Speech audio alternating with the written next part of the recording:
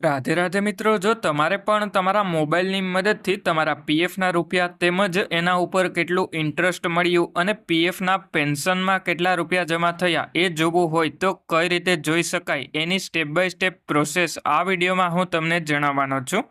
એટલે એના માટે સૌથી પહેલાં તો તમારે તમારા મોબાઈલમાં કોઈ પણ એક બ્રાઉઝર જેમ કે ક્રોમ અથવા તો ફાયરફોક્સનું બ્રાઉઝર ઓપન કરી અને એમાં ઈપીએફઓ પાસબુક ટાઈપ કરી અને સર્ચ કરી લેવાનું. એટલે પછી તમને ઈપીએફઓની ઓફિશિયલ વેબસાઇટ જોવા મળી જશે. એની ઉપર એક વખત ક્લિક કરી લેવાનું અને આ વેબસાઇટની લિંક તમને વિડીયોના ડિસ્ક્રિપ્શનમાં પણ જોવા મળી જશે. એટલે જેવી તમે વેબસાઇટ ઓપન કરો એના પછી એમાં ઈ પાસબુક ઓપ્શન જોવા મળી જશે. એની ઉપર ક્લિક કરી લેવાનું અને પછી તમારે તમારો 12 આંકડાનો યુએએન નંબર પગારની સ્લિપમાંથી જોઈ અને એન્ટર કરી લેવાનો છે. અને પછી નીચેની તરફમાં પીએફનો પાસવર્ડ તમે જે પણ સેટ કરેલો હોય એ એન્ટર કરી અને પછી નીચેની તરફમાં કેપ્ચા એન્ટર કરી લેવાનો અને પછી સાઇન ઇન ઉપર ક્લિક કરી લેવાનું. એટલે પછી તમને ટોટલ અવાઇલેબલ બેલેન્સ જોવા મળી જશે. અને જો તમને કેપ્ચા સમજાતો ના હોય તો રિફ્રેશ બટન ઉપર ક્લિક કરી અને કેપ્ચાને રિફ્રેશ કરી લેવાનો. એટલા માટે હવે મેં યુએએન નંબર, પીએફનો પાસવર્ડ અને કેપ્ચા એન્ટર કરી અને સાઇન ઇન ઉપર ક્લિક કરી લીધું. એટલે પછી આપણે ટોટલ અવાઇલેબલ બેલેન્સ જોવા મળી જશે.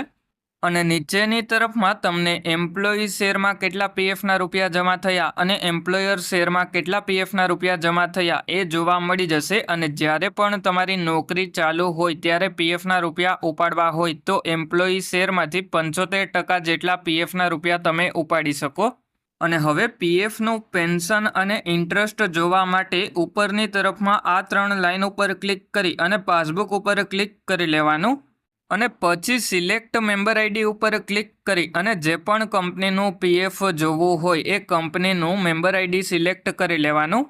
અને પછી તમારે એમાં નીચેની તરફમાં આવી જવાનું. એટલે પીએફના રૂપિયા ઉપર કેટલું ઇન્ટરેસ્ટ મળ્યું એ તમને જોવા મળી જશે. અને હવે જો તમારે પીએફનું પેન્શન જોવું હોય તો નીચેની તરફમાં આવી જવાનું. એટલે પીએફના પેન્શનમાં કેટલા રૂપિયા જમા થયા એ જોવા મળી જશે.